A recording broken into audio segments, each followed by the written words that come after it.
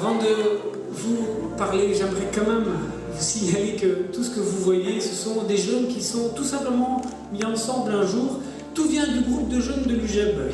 Tous les musiciens, tous les chanteurs, les solistes, les artistes, tous ceux qui ont fait le multimédia. Moi j'ai un petit peu assisté là avec vous et vraiment je suis hyper impressionné. Je propose quand même qu'on les applaudisse parce que...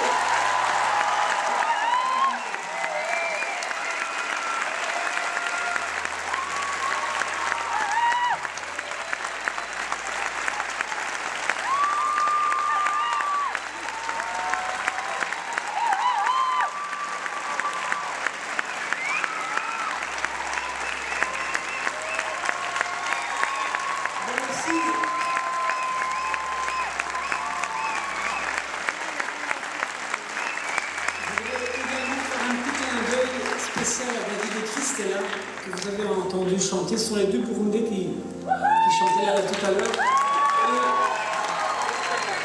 Et c'est vrai que l'aventure a quand même pas mal commencé avec eux. Je les ai eus comme élèves. Moi qui étais professeur de religion protestante, je les ai eus comme élèves. Ils venaient à peine d'arriver en Belgique. Et une fois, David avait pris sa guitare en classe et il m'a dit « Ma soeur chante avec moi parfois ». Puis ils ont chanté dans la classe. Et là, j'ai vu ce que vous avez vu là maintenant. Je me dis, waouh, là il y a quelque chose qu'il faut faire. Et puis c'est eux qui m'ont donné envie d'aller au Burundi également. Donc on peut aussi vraiment les applaudir.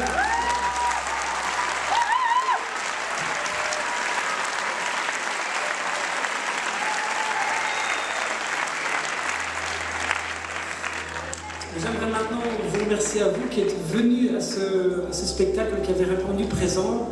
Merci à ceux qui sont là pour la première fois, puis à ceux qui nous suivent depuis le début, parce que, et oui, ça fait 3 ans maintenant que le village Imouira a commencé. Alors c'est vrai, c'était, quand on y repense, un rêve vraiment fou, faire construire tout un village au Burundi, dans un pays qui figure parmi les pays les plus pauvres au monde, un projet centré sur l'enfance en détresse, et qui soit également un projet de développement durable. Alors parfois je me dis, on aurait pu se contenter de faire construire une école tout simplement, ça aurait déjà été pas mal, mais non, on a eu l'idée de faire un village. Alors je ne sais pas combien de temps ça va encore nous conduire, mais on se sent porté, on se sent vraiment heureux de pouvoir réaliser ce projet, et on espère vraiment et on est déterminé à aller au bout de ce rêve. Parfois, je m'interroge et je me demande un petit peu quel est le sens de toute cette histoire, de cette aventure humaine. Et je dois vous dire que on a le sentiment qu'il y a quelque chose qui s'ouvre en nous très profond. Alors, on se sent réveillé à ce qu'on a de plus vrai, de plus réel, de plus humain.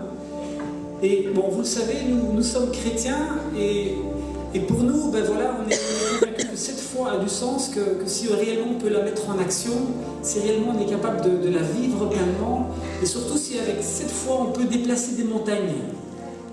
Mais ces montagnes